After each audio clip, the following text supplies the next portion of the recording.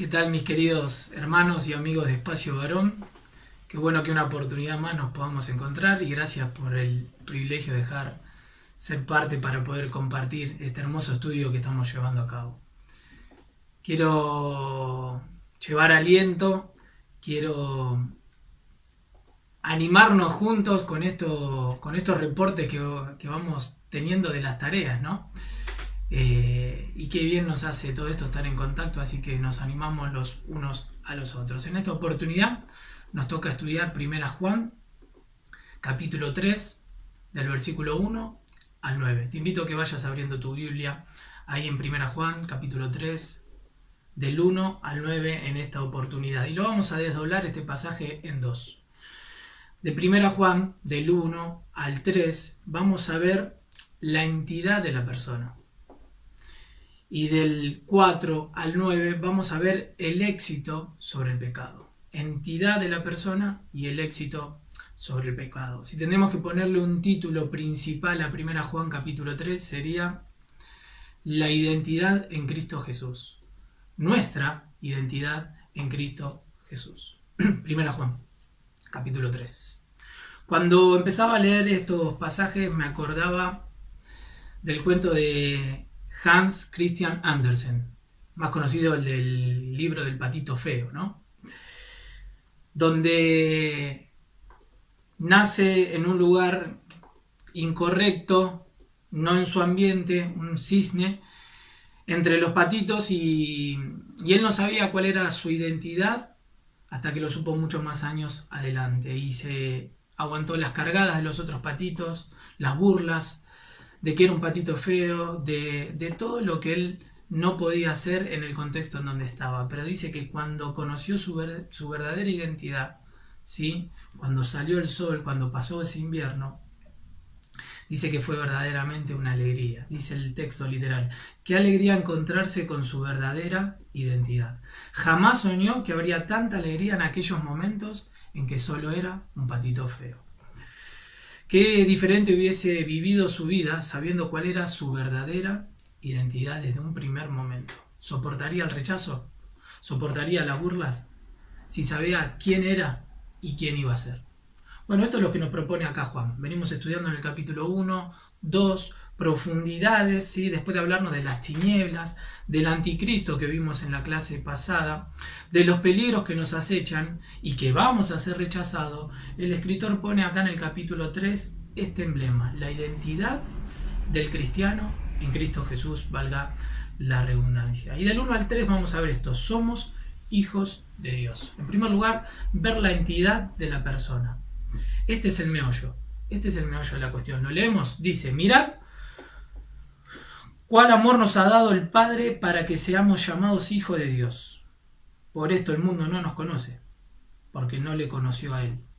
Amados, ahora somos hijos de Dios y aún no se ha manifestado lo que hemos de ser, pero sabemos que cuando Él se manifieste seremos semejantes a Él, porque le veremos tal como Él es. En primer lugar, ver la entidad de la persona. Y dijimos que vamos a tocar este tema, nuestra identidad en Cristo Jesús. Juan menciona mucho sobre la ética en sus cartas, la ética del cristiano y cómo debe vivir y cómo esta identidad nos impulsa a vivir una vida ética. Pero lo más importante no es lo que hay que hacer, va a resaltar acá, sino lo que somos. Y lo que somos nos va a llevar a hacer lo que debemos hacer. Pensamos mucho en la vida cristiana que tiene que ver con lo que hago, pero tiene más que ver con lo que soy. Y al entender lo que somos, vamos a poder hacer aquello o vivir acorde a lo que somos. Y en primer lugar acá en este punto sobre la entidad de la persona, ver 4 obviedades en estos 3 pasajes que leímos. 4 cosas que vos dirías, bueno, tanto estudio para esto, pero en estos puntos, mejor dicho, hay tremendas enseñanzas. La primera obviedad es, Dios es nuestro Padre. Y por eso digo, obviedades y que capaz las minimizamos, pero Dios es nuestro Padre. Mirad cuál amor nos ha dado el Padre. El creador del universo, al que se rendirán todos los reyes, dice que Él es nuestro Padre. ¡Wow! Yo a veces cuando iba al zoológico o en distintas oportunidades ir a distintos lugares donde están los animales, no necesariamente un zoológico, y me acerco ahí donde está el león, me llama la atención y me gusta que haya una gran valla, ¿no?, que nos divida. Pero veo cómo esas criaturas, esos cachorritos del león, juegan con el padre, se le suben al cuello, juegan y no pasa nada. ¿Por qué? Porque son sus hijos. Veo esa intimidad, esa confianza. Con esa confianza que se pueden acercar al Padre. Bueno, Juan está hablando de esa misma confianza. Mirá cuál amor nos ha dado el Padre. La primera obviedad es: Dios es nuestro Padre. Hermano, no nos olvidemos eso. Dios es nuestro Padre. No nos comamos ese cuento freudiano de que somos la imagen de nuestro Padre. Mira, si tu Padre terrenal haya vivido muy mal y no haya sido un gran ejemplo para vos, la Biblia nos dice que nosotros tenemos un Padre celestial. Por más que tu padre, mi padre, nos haya fallado o no haya sido el modelo que nosotros queremos, o mismo nosotros como padres no lo seamos. De hecho, lo debemos ser, ¿no? Pero rescatar esto, que tenemos un Padre celestial. Pero en segundo lugar, la segunda obviedad es: un hijo se parece al Padre. Un hijo se parece al Padre. Cuando yo voy caminando, me gusta caminar por el barrio con mis hijas, lo utilizamos mucho, ¿no?, como una herramienta también para despejar, pero también para acercarnos a las personas. Sin ir más lejos, el domingo terminé adentro de la casa de una persona hablando, pero todo esto por la iniciativa de salir a caminar con nuestros hijos, ¿no? Ahora, siempre los que nos frenan nos dicen: ¿cómo se parece a vos? Bueno, lo curioso es que cuando sale mi esposa del lugar, también le dice que se parece a ella. Lo importante acá es que los hijos se parecen a los padres. Un hijo se parece al padre. Los demás lo ven y nos dicen que se parecen a nosotros, ¿sí? Y esto es lo que nos está diciendo. Miren, podríamos haber arrancado la lectura de hoy desde 1 Juan 2:29, que va anexo a lo que dice el 3. Te lo leo, dice: si sabéis que Él es justo, sabed también que todo lo que Él hace, el que hace justicia, es nacido de Él. Si sabéis que Él es justo, sabed también que todo el que hace justicia es nacido de Él. Entonces, si somos nacidos de Él, debemos hacer justicia y nos parecemos al Padre, que es justo. Entonces, la segunda obviedad es: un hijo se parece a su padre. La pregunta que me hago es: ¿me parezco a mi padre? Pero en tercer lugar, un hijo nace de su padre. Y vuelvo a recalcar para el que se pueda sumar y lo está viendo recién. Estamos viendo obviedades de este pasaje, pero que nos dejan un gran significado. Un hijo nace de su padre. Si yo estoy en un shopping o en un distinto lugar y viene un hijo de otra persona, un nene, a abrazarme y decirme: papá, papá, y por más que me trate muy bien, me dé regalos, me hable hermosamente, no es mi hijo. ¿Qué haría yo? Lo llevaría a su padre. ¿Por qué? Porque un hijo nace de su padre. No soy su papá. Ahora, un hijo nace de su padre y es la iniciativa del padre. No es la iniciativa del hijo. No es del hijo. 1 Juan 1:12 lo leímos que es la obra de Dios. Leímos que es la obra de Dios. A los suyos vino, mas los suyos no le recibieron. Mas los que creen en su nombre, le dio la potestad de ser hechos hijos de Dios. Tenemos un Padre, Dios es nuestro Padre. Un hijo se debe parecer a su padre, pero en tercer lugar, un hijo nace de su padre y no de otra persona. Eso es lo que te quería dar a entender con el ejemplo. Que el hijo nace de su padre. Y esto es por iniciativa de Dios. Por eso dice: mirad cuál grande. ¿Se puede mirar el amor? Bueno, acá el pasaje nos dice así: mirad cuál. Y no dice cuán, de cuantitativo o de cuánto, dice mirad cuál. ¿Por qué? Porque es un amor único. No dice cuánto amor, dice cuál amor. Un amor de otra clase. Pero en cuarto lugar, somos hijos de Dios y por eso somos hermanos. Jesús, obviamente, es engendrado, pero nosotros adoptados a su familia. Nosotros al ser hijos de Dios, el Señor es nuestro hermano, el Señor Jesús es el único engendrado, pero todos nosotros adoptados, miembros de la familia.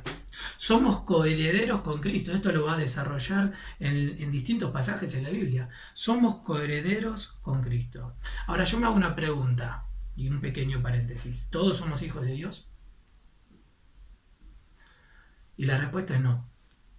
Dice que el que cree en Él y el que ha creído en el Hijo, ese es hijo de Dios. El Señor Jesús le dice a los fariseos: vosotros sois de vuestro padre el diablo. ¿Por qué? Porque no creían en Él. Ahora dice: mirad cuál amor nos ha dado el Padre. Vimos un poco miremos cuál es ese amor. Eso es un amor único. Vimos algunas obviedades del Padre. Para que seamos llamados hijos de Dios. El mejor título que podemos tener, hermanos. Y con esto no estoy diciendo que no estudiemos, no. Pero de todo eso son títulos terrenales. Que no me identifican. Por eso acá Juan va a clavar la base de cuál es nuestra identidad y que seamos llamados hijos de Dios. Por esto el mundo no nos conoce. Por eso, Juan, este es un concepto que va anexo con lo que dice Pablo ahí en Corintios, que el espiritual discierne lo espiritual, pero el carnal no puede entender las cosas espirituales y el hombre natural mucho menos. Amados, ahora somos hijos de Dios y aún no se ha manifestado lo que hemos de ser. Pero sabemos que cuando Él se manifieste seremos semejantes a Él. Seremos semejantes a Él. El mundo no nos conoce porque no le conoce a Él. Y vuelvo a darte otro ejemplo. Si tu hijo va a otro lado donde no te conocen, no dirán que es semejante a Él. ¿Por qué? Porque no conocen al Padre. Por eso Juan está plantando estas bases para que sepamos cuál es nuestra identidad y que como no lo conocen a Él, vamos a sufrir rechazos. Vamos a sufrir eso, lo que tal vez sufrió el patito feo. Pero nosotros tenemos que reconocer. Y nosotros sabemos desde el inicio cuál es nuestra identidad. Cuál va a ser nuestra identidad futura. Y eso no tiene que cambiar cuál es nuestra perspectiva de vida. Juan nos exhorta a que caminemos en luz, recordando cuál es nuestra identidad. Mirad cuál grande el amor nos ha dado el Padre, para que seamos hechos o llamados en este pasaje hijo de Dios. Pero te quiero dar esperanza, porque muchas veces quiero que tengamos esperanza en la palabra de Dios. Yo pensaba en este ejemplo, muchas veces utilizamos la parábola del hijo pródigo para predicar, y podemos hacerlo por vía de la práctica, pero en lo esencial del pasaje, el hijo ya era hijo, no se tenía que convertir. El hijo siempre es hijo. El hijo pródigo es siempre el hijo. En el chiquero, me anotaba, y perfumado en la fiesta que se ve al final de Lucas 15. El hijo es hijo siempre. Juan nos exhorta a que caminemos en luz recordando nuestra identidad. Hoy luchamos en las bajezas, pero somos hijos. Y tenemos que ver, esto es lo que va a ver el segundo punto, va a dar inicio al segundo punto, el éxito sobre el pecado. Hoy luchamos en las bajezas, tal vez algunas veces en la miseria, pero en la gloria también lo seremos. Y eso es lo que va a hablar acá en el pasaje que leímos. ¿Vemos la obra de Dios en nuestro corazón? Esa es la pregunta que me hago. ¿Va menguando el viejo hombre? Vemos, como dice Gálatas 2:20, Pablo: ya no vivo yo, mas vive Cristo en mí. Porque esa identidad que tenemos no nos da la libertad para seguir pecando, sino para que vivamos de acuerdo a su voluntad. ¿Ves tristeza cuando pecas? ¿Corres al encuentro del Señor? ¿Corremos al encuentro del Señor? ¿Ves en ti o ves en vos una nueva voluntad, un nuevo amor que no estaba antes? ¿Deseas estar entre los hermanos? Bueno, eso es un buen síntoma. Una buena señal, ya que estamos con las señales que sos hijo de Dios. Porque aún no se ha manifestado, dice el texto, porque aún no se ha manifestado lo que seremos. Lo que seremos se manifestará totalmente en la eternidad. Seremos semejantes a Él. Seremos semejantes a Él. Y acá, si hicimos este tema de la introducción, que fue muy necesaria, y vimos que Juan hace este escrito en contra también de los gnósticos para contrarrestar esta herejía que se estaba metiendo. Los gnósticos separaban lo espiritual de lo físico. Y Juan está acá apelando a nuestro sentido. Dice, le veremos. Le veremos. ¿Cómo será? Wow. No lo sé. Lo que sí sé es que Moisés tan solo vio la gloria. La gloria. Que se iba. Que se iba. Desciende del monte. ¿Sí? Y antes de que descienda del monte, dice que vio un halo de la gloria que quedaba en la espalda. Y dice que cuando descendió del monte, su rostro brillaba. Qué hermoso. Y solo vio un halo de la gloria de Dios. Muy poco. Un destello. Y su rostro brillaba. ¿Cómo será verlo cara a cara a él? Pero Juan está apelando a los sentidos, pero sabemos que cuando Él se manifieste, seremos semejantes a Él. Ahora, versículo 3. Y todo aquel que tiene esta esperanza, en Él se purifica a sí mismo, así como Él es puro. Entonces nos va a decir cuál es nuestra identidad. Vimos algunas obviedades de nuestra identidad. Y nos va a recordar que ¿quiénes vamos a ser allá cuando estemos en la gloria y le veremos cara a cara a Él? Y seremos semejantes a Él. Y apela al cuerpo y al espíritu, seremos transformados, ¿sí? Tendremos un cuerpo ahí, hablándole a los gnósticos que separaban lo espiritual de lo físico. Juan apela a nuestro sentido, le veremos. Pero en el versículo 3 ya nos da la impronta de que si creemos esto, ¿cómo debemos vivir la vida cristiana? Me preguntaba. Porque después de mostrarnos la identidad y de llevarnos al futuro, nos vuelve a traer al más acá y nos dice cómo debemos vivir. Miren, se está pegando ahí un saludo que es muy bueno, ¿no? A partir de la predicación del domingo. Cristo es la esperanza de gloria. Ahora, en la práctica, sí, que es muy bueno el saludo este, pero miren lo que dice el versículo 3 en la práctica. Y todo aquel que tiene esta esperanza, Cristo es la esperanza de gloria, y todo aquel que tiene esperanza en Él, se purifica a sí mismo, así como Él es puro. Así como Él es puro. Si tu esperanza está en Cristo, debemos purificarnos para vivirlo en el ahora, en el más acá. Y por eso Juan, del 1 al 3, hace esta introducción, empieza a implementar este tema de nuestra identidad presente, cuál va a ser nuestra futura identidad y cómo debemos vivir purificándonos. Por eso, en primer lugar, vimos la entidad de la persona. Hermanos, somos hijos de Dios. Somos semejantes a Él. Nos pueden reconocer como hijos de Él. Y recordemos que un hijo es nacido de su padre. Y si es nacido de su padre es porque el padre tuvo la iniciativa y no el hijo. Y si nosotros le amamos a Él, es porque Él nos amó primero. Por eso Juan cae en este terrible pasaje. Mirad cuál grande, un amor único. Cuál grande amor nos ha dado el Padre para que seamos hijos de Dios. Hermanos, esa es nuestra identidad. Esa es la entidad de la persona. Pero en segundo lugar, no solo quedarnos con eso, porque el versículo 3 dice, se purifica a sí mismo, así como Él es puro. Así como Él es puro. Entonces va a empezar en el capítulo 4 sobre el éxito sobre el pecado. Y acá en el versículo 4 al 9, como dijimos en la introducción, Juan escribe de una forma hebrea que hace paralelismo, ¿sí? Entonces del 4, 5 y 6, lo que va a escribir lo va a repetir en el 7, 8 y 9, ¿sí?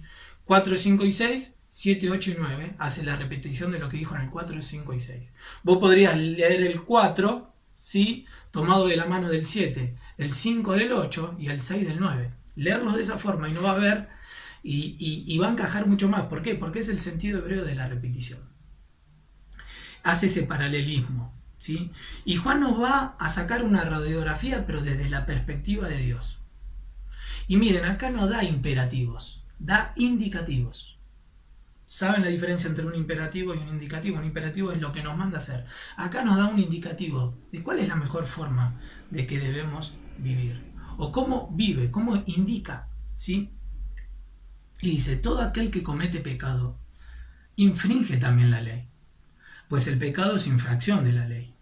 Y sabéis que Él apareció para quitar nuestros pecados, y no hay pecado en Él. Todo aquel que permanece en Él no peca. Todo aquel que peca no le ha visto, ni le ha conocido. Hijitos, nadie os engañe, el que hace justicia es justo, como Él es justo. El que practica el pecado, ahí empieza de vuelta la repetición, ¿no? El que practica el pecado es del diablo, porque el diablo peca desde el principio. Para esto apareció el Hijo de Dios, para deshacer las obras del diablo. Todo aquel que es nacido de Dios no practica el pecado, porque la simiente de Dios permanece en él y no puede pecar, porque es nacido de Dios. Hasta acá nomás. La entidad de la persona y el éxito sobre el pecado. Miren, hipocresía es cuando uno no reconoce el pecado. Vive en pecado y no lo reconoce. No lo reconoce. Los cristianos, los hijos de Dios, que fuimos sellados por el Espíritu Santo, lo llamamos lucha. ¿Por qué lucha? Porque estamos en una lucha. Porque reconocemos nuestras debilidades y nos queremos ir santificando día a día. Por eso el cristiano está en una lucha.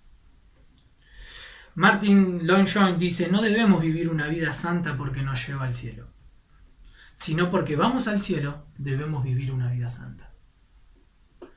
No debemos vivir una vida santa porque nos lleva al cielo, no es por obras, sino que porque vamos al cielo, debemos vivir una vida santa. No es por obras, pero sí fuimos salvos para buenas obras. Y en el versículo 4 que empieza nos va a dar una descripción del pecado, una definición más del pecado. ¿Cuál es una definición más del pecado? Bueno, es infringir la ley. Todo aquel que comete pecado infringe la ley. De más está decir que la ley espiritual, la ley de la palabra de Dios.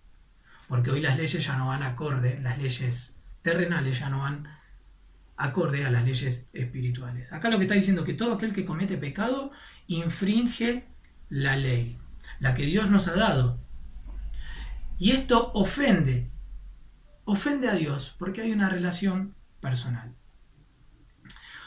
¿De qué me habla esto? Bueno, que para saber que estoy haciendo una infracción contra la ley, se cae de maduro que tengo que conocer la ley.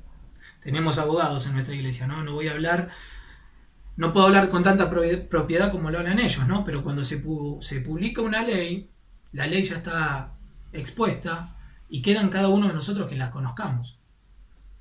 Pero hacer una infracción de esa ley, por más que no las conozcamos, no nos exculpa de eso, sino que nos lleva y nos hace infractores, por más que no conozcamos la ley.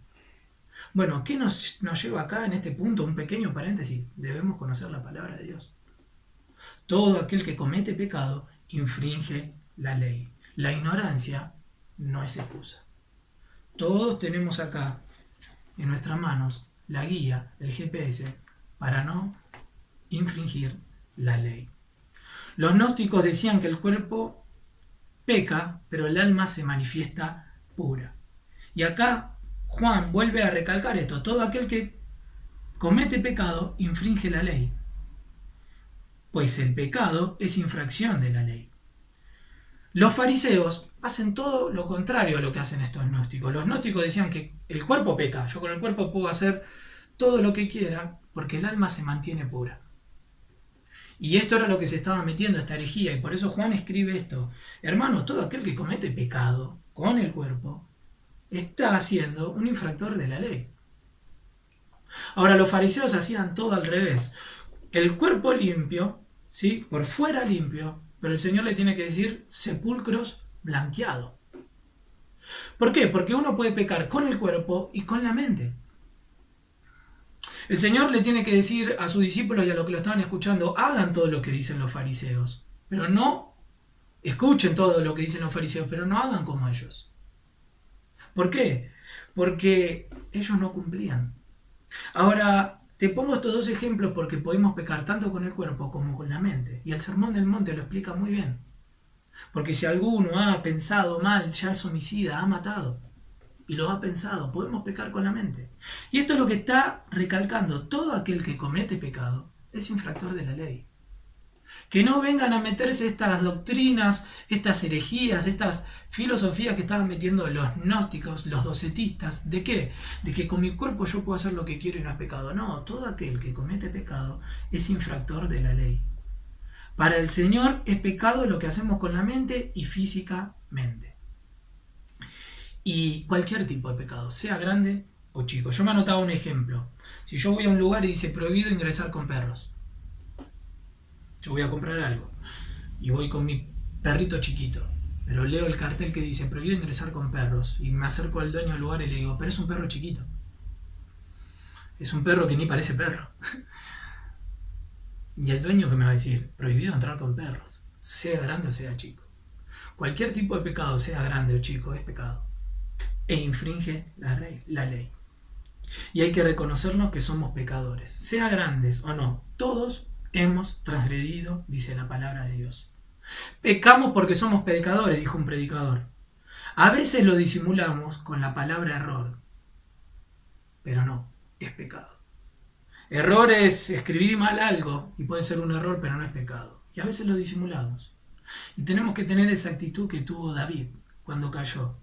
Dijo, he pecado. Esa actitud que tuvo este ejemplo que nombramos antes del hijo pródigo, ¿se acuerdan? Que se fue a vivir perdidamente y cuando estaba allá en el chiquero dice, Padre, he pecado contra el cielo y contra ti. Siempre que pecamos, pecamos en dos direcciones. Siempre, aunque no nos demos cuenta. Hacia el cielo, en un sentido vertical, y en un sentido horizontal hacia los demás. Por eso ese hijo tuvo que pedirle perdón. Padre, he pecado contra el cielo y contra ti. Tuvo que pedirle perdón al Padre. No licuemos. Hemos pecado.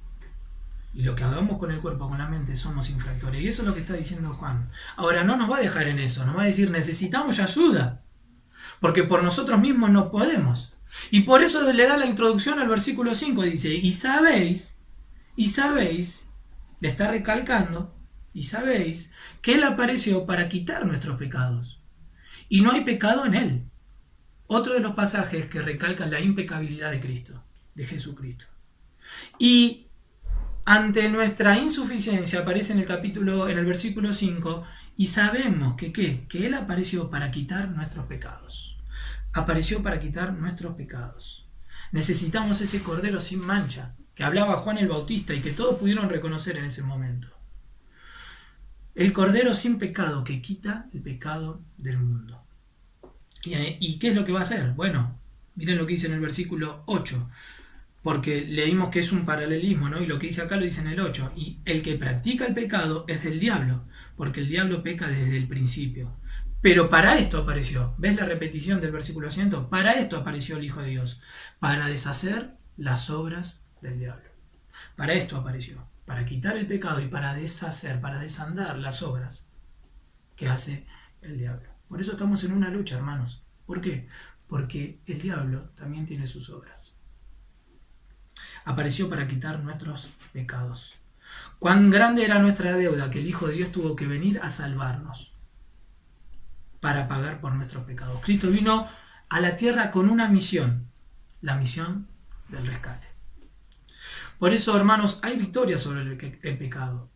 Porque Cristo ya venció al diablo en la cruz, a la muerte y al pecado.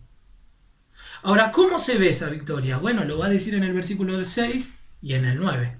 Acuérdense el sentido de repetición que hace Juan. Todo aquel que permanece en él no peca. Todo aquel que peca no le ha visto ni le ha conocido. Y estamos entrando en un pasaje controversial, tanto en el 6 como en el 9. ¿Cuál es la frase controversial que se ha debatido por tanto tiempo? Dice, todo aquel que permanece en él, no peca. Un gran concepto. Y en el 9 dice, todo aquel que es nacido de Dios no practica el pecado, porque la simiente de Dios permanece en él y no puede pecar. ¿Cuál es el gran debate? El cristiano no peca. Si peco, ¿no soy cristiano? Ese es el gran énfasis. Por si te tuviste una distracción de la Biblia, te lo vuelvo a decir cuál es. Versículo 6 dice, todo aquel que permanece en él no peca. Entonces, si yo no peco, si yo permanezco en él, no peco. Si yo no estoy pecando es porque no soy de él o no permanezco en él. Esta es la discusión que se arma entre el versículo 6 y el 9. Espero que haya quedado clara cuál es la discusión. Ahora vamos con la respuesta. ¿Cuál es la respuesta? Bueno, Juan no está diciendo eso, que el cristiano no peca. Porque lo hemos leído de la misma carta, de la misma boca de Juan. En 1 Juan 1:9, lo tengo acá. Dice, si confesamos nuestros pecados, Él es fiel y justo para perdonarnos y limpiarnos de toda nuestra maldad. Limpiarnos de toda maldad. ¿Y qué leímos en 1 Juan 3:3? Segundo énfasis para contrarrestar esto, de que el cristiano no peca. No, acá en 1 Juan dice que el cristiano peca. Y de hecho dice, si peca, abogado tenemos. Pero en 1 Juan 3:3, ¿qué leímos recién? Lo leo nuevamente. Y todo aquel que tiene esta esperanza en él se purifica. Entonces, si se purifica, ¿qué hace? Es porque peca. Ahora, ¿qué estoy diciendo con esto? ¿Que estamos con una licencia a pecar? No. Estamos en el punto de que el cristiano debe tener en éxito, vivir en éxito sobre el pecado. No querer revolcarnos donde antes nos revolcábamos. El cristiano no peca, no. En 1 Juan 1:9 lo leímos y decimos, 1 Juan 1:9 y 10 dice, si decimos que no tenemos pecado, nos engañamos a nosotros mismos. ¿Y cuál es la clave? Confesar. 1 Juan 1:9. Si confesamos nuestros pecados, Él es fiel y justo. Y en 1 Juan 3:3 dice, se purifica a sí mismo. Pablo agranda este concepto, o amplía este concepto en Romanos 7, cuando dice que él tiene una lucha con el pecado. Entonces el cristiano puede pecar, pero no practica, no vive, no es habitual en el pecado. ¿Nos enseña que no hay pecado? No. Nos enseña la diferencia entre algo habitual, practica, y algo puntual. Acá en 1 Juan 3:6 está hablando del que practica algo habitual, alguien que vive en pecado. El cristiano como estilo de vida habitual no peca, eso es lo que quiero decir. Por eso dije que lo vamos a ver desde la perspectiva de Dios. El cristiano, como estilo de vida habitual, no peca. En el original son verbos continuos, no está pecando. Ahora, 1 Juan 2:1 nos habla de algo puntual. ¿Se acuerdan 1 Juan 2:1? Hijitos míos, estas cosas escribo para que no pequéis. El propósito de Dios es que no pequéis. Y si alguno hubiere pecado, abogado tenemos. Dice, y si alguno. Ahí está, entre 1 Juan 2:1 y 1 Juan 3:3 está la diferencia de algo habitual. 1 Juan 3:3, habitual, si alguno practica. Y algo puntual en 1 Juan 2:1, si alguno peca. ¿Cuál es la conclusión? Todo verdadero cristiano no permanece en pecado, porque su naturaleza es otra. Su naturaleza es otra. Termino con esto. El ejemplo, cuando uno va a un río y ve al pez que salta, ¿qué esperas? Que vuelva al río. Cuando pega un salto el pez, que vuelva al río. ¿Por qué? Porque está en su naturaleza que el pez es del agua. Ahora, si vos fuiste a ese río con tu gato, con tu perro, y tu gato o tu perro se cae al agua, ¿qué esperás? Que salga. Porque en su naturaleza está que no convive en el agua. Si eres cristiano, si sos cristiano, si somos cristianos, ya no queremos volver a la posibilidad. En la mesa del Padre hay manjares celestiales. Hay manjares celestiales. Todavía no se ha manifestado. Pero en ese que todavía no se ha manifestado, la Biblia también nos habla que en el más acá tenemos una vida y vida abundante. Y que Dios preparó buenas obras, las cuales debemos andar. Por eso, si somos cristianos, no queremos volver a la posibilidad. Por eso vimos nuestra entidad. La entidad de la persona. ¿Cuál es nuestra identidad? Somos hijos de Dios. Pero en segundo lugar, en estos pasajes vimos el éxito sobre el pecado que dice Juan. Todo aquel que es nacido de Dios no practica el pecado. ¿Por qué?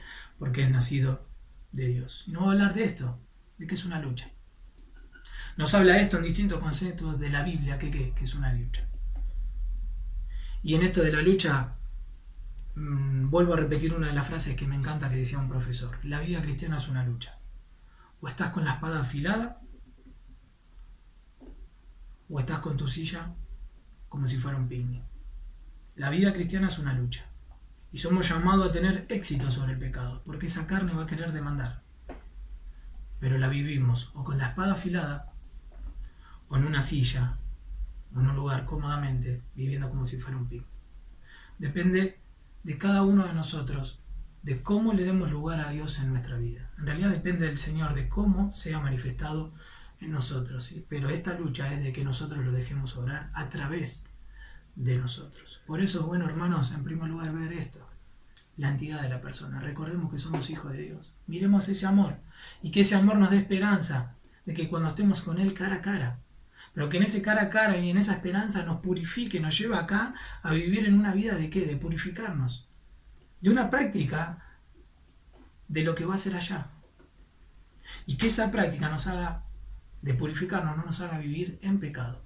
Y practicar el pecado y vivir en habitud en pecado. El cristiano se purifica. El que es hijo de Dios no peca, no practica el pecado. ¿Por qué? Porque está con la espada afilada. Conozcamos nuestra identidad, conozcamos su amor, y todo eso lo vamos a saber a través de su palabra.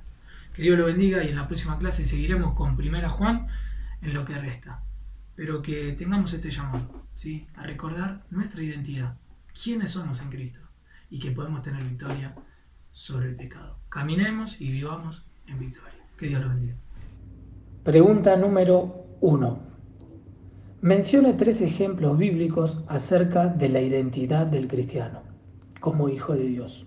2 que sean de Juan y 1 de otro escritor de la Biblia. Pregunta número 2. ¿Qué significa la frase del versículo 2 de 1 Juan, capítulo 3? Y aún no se ha manifestado lo que hemos de ser. Explique. Pregunta número 3.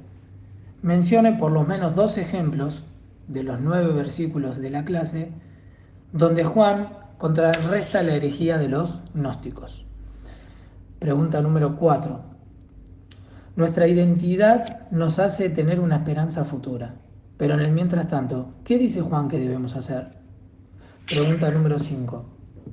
¿Qué entendés de la frase no peca del versículo 6 y no puede pecar del versículo 9 de 1 Juan capítulo 3? Pregunta número 6. ¿Conocer nuestra entidad nos puede llevar al éxito sobre el pecado? Y pregunta número 7, y esta es personal, piense en aquellos pecados que se vuelven recurrentes y armemos un plan de acción.